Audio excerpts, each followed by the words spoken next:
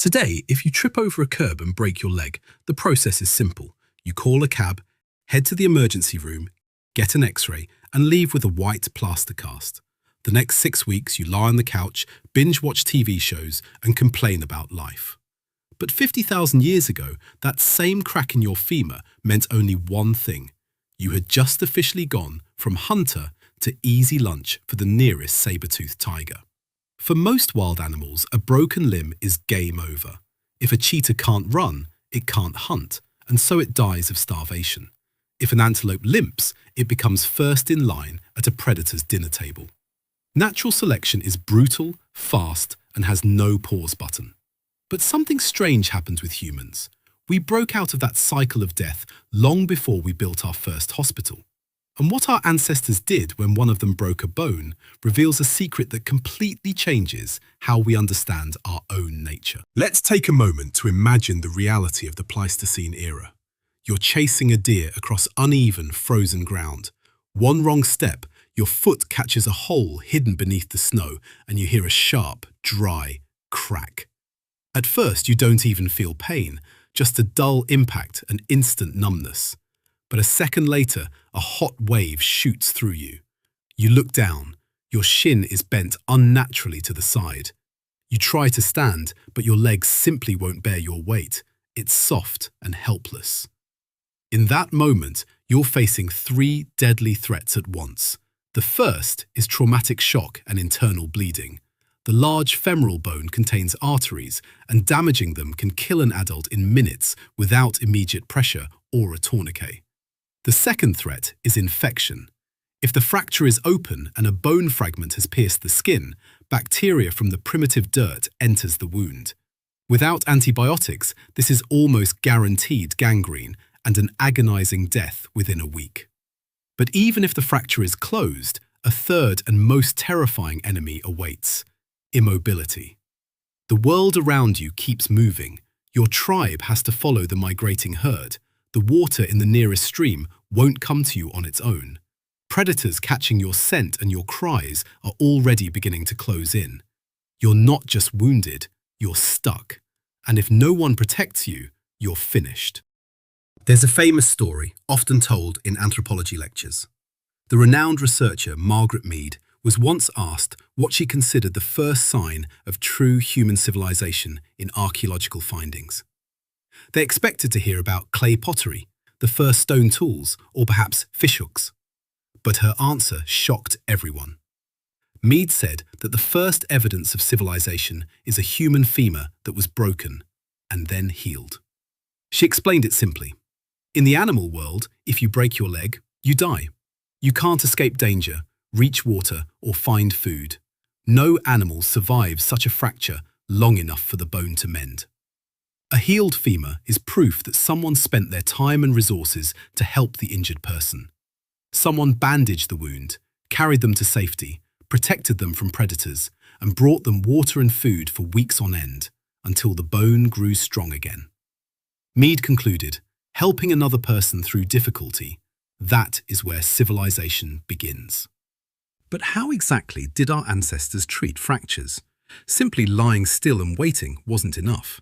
If a broken bone isn't held in the right position, it heals crookedly, leaving the person permanently disabled, or a sharp fragment tears through muscle with every movement.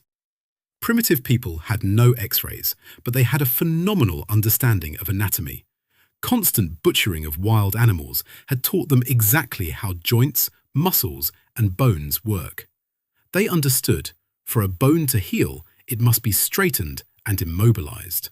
And they came up with brilliant solutions that we still use today. The first step was splinting. They would take strong, straight branches, willow or birch for example, place them on either side of the broken limb, and bind them tightly with animal sinew or ropes made from plant fibers. This was the world's first portable splint. But the real breakthrough was the invention of a primitive cast. People noticed that certain types of clay and mud hardened like stone when they dried. They would coat the damaged leg or arm in a thick layer of wet clay, sometimes mixing in grass or animal fur for added strength. When this mixture dried in the sun or by a fire, It formed a firm, rigid shell that held the bone perfectly in place. Once the patient recovered, the clay shell was simply cracked open with a stone. And what about pain? Enduring the healing of a bone without anesthesia is torture that can lead to shock. Our ancestors knew the pharmacy growing beneath their feet. They used willow bark, which contains a substance called salicin, the chemical ancestor of modern aspirin. They chewed it or boiled it into a tea to reduce inflammation and dull the pain. Wild poppy, sage, and other herbs with sedative effects were also put to use. For disinfecting open wounds, they used birch tar or pine resin, which have powerful natural antiseptic properties. These substances sealed the wound from dirt and air, literally saving the patient from blood poisoning. This was no accident. It was a step-by-step, deliberate system of first aid, passed down through generations over thousands of years through stories around the fire. All of this leads us to one important evolutionary question. Why? From the standpoint of pure, cold pragmatism of the wild, caring for an injured person is a massive liability for the group's survival. A person with a broken leg cannot carry firewood, cannot hunt, cannot defend the camp. They only consume scarce food and water, demanding that at least one healthy person stay behind and skip the hunt. If our ancestors had operated purely on the logic of natural selection, they should have simply left the injured behind in the forest. But they didn't, and that decision saved our species. Empathy and social bonds turned out to be our greatest evolutionary superpower. Animals rely on their claws, their speed, or their sharp teeth. We have none of that. Our only weapon is the group. When you help an injured companion today, you create what sociologists call social capital. You build mutual trust. Today I broke my leg and you brought me water. Tomorrow you'll fall into a pit and I'll pull you out. That certainty, knowing your tribe won't abandon you in a moment of weakness, gave our ancestors the courage to take risks on the hunt, to explore new lands, and to fight for their lives. We survived not because we were the strongest individuals, but because we learned to share our strength with those who had temporarily lost theirs. You're watching your screen in a warm room. Safe walls surround you, there's food in the fridge, and your medicine cabinet holds painkillers of every kind. The distance between us and those primitive dangers feels infinite.